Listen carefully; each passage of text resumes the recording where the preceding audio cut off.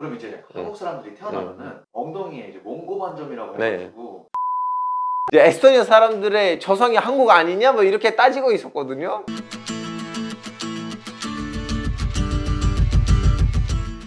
자, 기나 오래간만. 오래간만입니다. 자, 그럼 오늘 주제가 뭐예요? 오늘 이제 지난번에 형님이 올리신 에스토니아 영상에서 네. 몽골과 한국 사람들의 조상이 일치한다 이런 식으로 말씀하셔서 욕을 엄청나게 먹고 있거든요. 그 영상이 원래 처음에 올렸을 때 크게 관심을 안 받았다가 최근에 와서 좀 약간 조회수를 먹고 있는데 오해 여지를 둘 만한 발언을 한 것 같은데, 근데 에스토니아 사람들의 그 조상에 대해서 얘기를 하다가 에스토니아 사람들의 조상들이 중앙아시아에서 왔다는 그런 설이 있거든요. 말트케라고 하죠. 리투아니아, 레토니아, 에스토니아. 리투아니아, 레토니아는 민족적으로 좀 약간 유사해요. 근데 에스토니아는 전혀 상관이 없어요. 언어도 완전히 다르고 이제 학자들 말로는 핀란드처럼 중앙아시아에서 왔던 애들이 아닌가 이런 말이었는데, 거기서는 환동거기라는 그런 것 있잖아요. 이제 에스토니아 사람들의 조상이 한국 아니냐 뭐 이렇게 따지고 있었거든요. 그러다가 이제 몽골 얘기가 나왔는데 제가 이렇게 말했어요.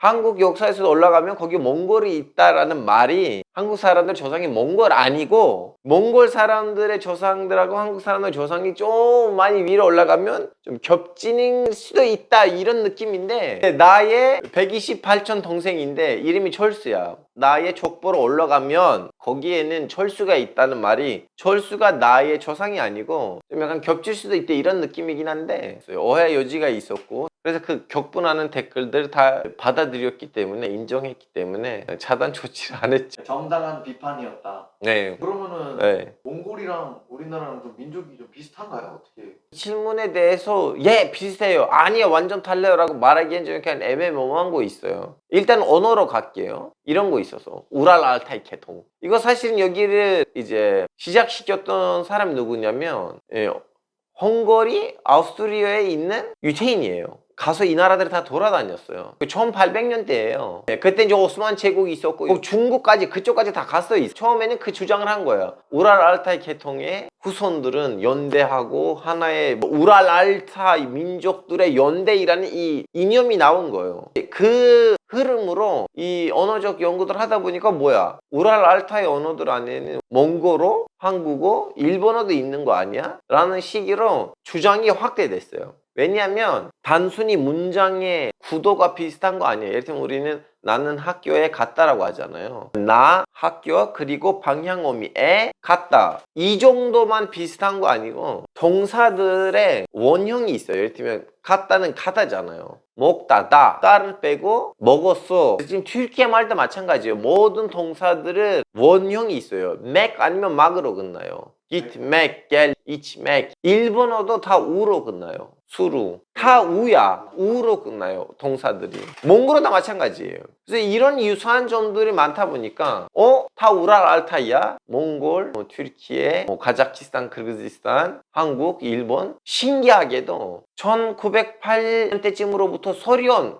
언어학자들이 야, 이 우랄 알타이 언어 주장은 다 뻥이야, 그런 거 없어. 한국어는 isolated language이고 몽골어도 다른 하나의 언어고 서로 아무런 관계가 없다. 그래서 언어로 봤을 때는 일단은 모르겠어요. 같은 언어 뿌리로 봐야 되는지 안 봐야 되는지. 근데 이제 민족으로 봤을 때는 몽골 애들이 역사에 등장한 거는 징기스칸이에요. 1200년대쯤일 거예요. 그때까지는 몽골 사람들이 이렇게 하나의 정치 구도로서 역사에 등장한 적이 없었어요. 중국 자료들을 보면 튀르키예 자료들, 돌고래 비석들, 몽골 사람들을 의미하는 언급들이 있고요. 그리고 몽고 이라는 단어는 중국 자료들에서도 한 10세기부터 쓰이기 시작한 거예요. 길면 한 1200년, 1400년. 근데 한국이 역사 기록에서 언급되는 거는 제가 알기로 그 사마천의 사기 있잖아요. 거기서 한국에 대한 언급이 있어요. 2000년 전에 집필됐던 책이잖아요. 자, 2000년 전에 한반도에서 언급되는 민족이 있고 1000년 전에 중앙아시아에서 언급된 민족이 있는데, 같은 민족이라고 보기에는 이제 좀 문제가 있죠. 판단고기식으로 보면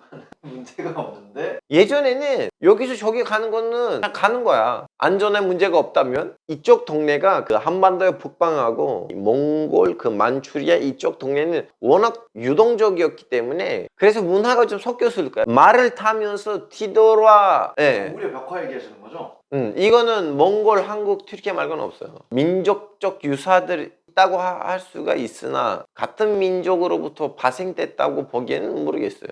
그럼 이제 한국 사람들이 태어나면은 엉덩이에 이제 몽고반점이라고 네. 해가지고 점 같은 게 눈에 잘 안 보이는데 네. 이게 무슨 몽골 침략의 영향이 있다 그런 거를 저희가 어디서 카더라로 듣고 가끔씩 막 댓글을 남기는 사람들이 이거는 몽골 침략이라고 하는 것도 있고, 우리는 몽골이랑 같은 민족 아니냐, 봐봐 우리한테도 있잖아, 딴 사람들한테도 없고, 또 이런 식으로 나오긴 하는데, 이 몽고 반점은 오직 대한민국하고 몽골하고는 있는 거 아니에요. 저도 이 한국에 와서 이 몽고 반점 존재를 처음 알았거든요. 몇 개 지역에 있더라고. 뭐 중앙아시아도 있고, 물론 이제 중앙아시아라고 하면 또 한단 거기로 묶을 수가 있는데, 근데 남미에도 있어요. 남미 한 40% 정도 나온대요. 아프리카에서 나왔던 지역들도 그리고 거기 있대요. 이 호주 앞바다에 있는 그 코딱지만큼 나라들 있잖아요. 폴리네시아라든가 등등의 거기에들 나온다는 말이 있어요. 근데 몽고 반점을 가지고 우리는 몽골이랑 같은 민족이다라고 말하기에는 좀 약간 오류가 있어요. 또 몽골이랑 관련이 없는 나라도 나올 때가 있다. 남미 쪽도 남미를 몽골이 쳐들어간 적은 없었으니까 이제 그걸 좀 약간 너무 억지 설명할 수가 있어요. 예를 들면 이제 남미를 누가 식민지 시켰어? 스페인 식민지 시켰잖아요. 자, 그러면 스페인이 누구한테 예전 식민지 당했어요? 모 사람들한테. 뭐 이제 그 모로코 사람들이잖아요.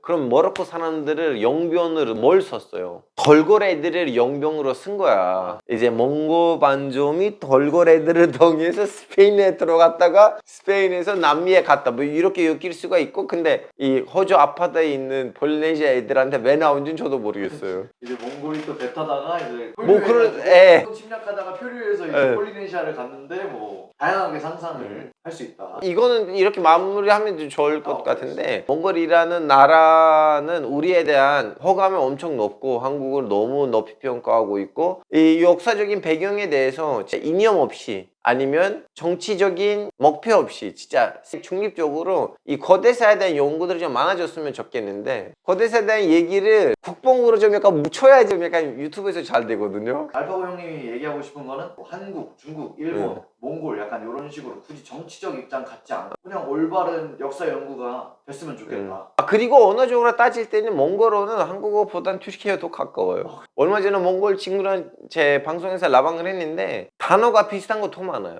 이게 예전에는 다 중앙아시아에서 같이 뛰었기 때문에 언어가 완전히 갔다 왔다 했을 거야. 그러면 어쨌든 언어가 비슷하고 그리고 올바른 역사 연구가 진행됐으면 좋겠다. 예, 이렇게 좀 어설프게 마무리하자. 여러분, 튀르키예에서도 이런 주제도 너무 핫하고 우리 초등학교, 중학교 교과서에도 많이 나오고, 그리고 에스토니아 영상에 대한 반발이 많아서 거기에 대한 해명 영상을 찍었지. 그리고 궁금하신 점들이 있으시면 댓글로 남겨주시고, 우리는 앞으로도 이렇게 우리 기운이 있을 때마다 개알 같은 아재 개그로 영상을 편집하도록 하겠습니다. 안녕히 계세요.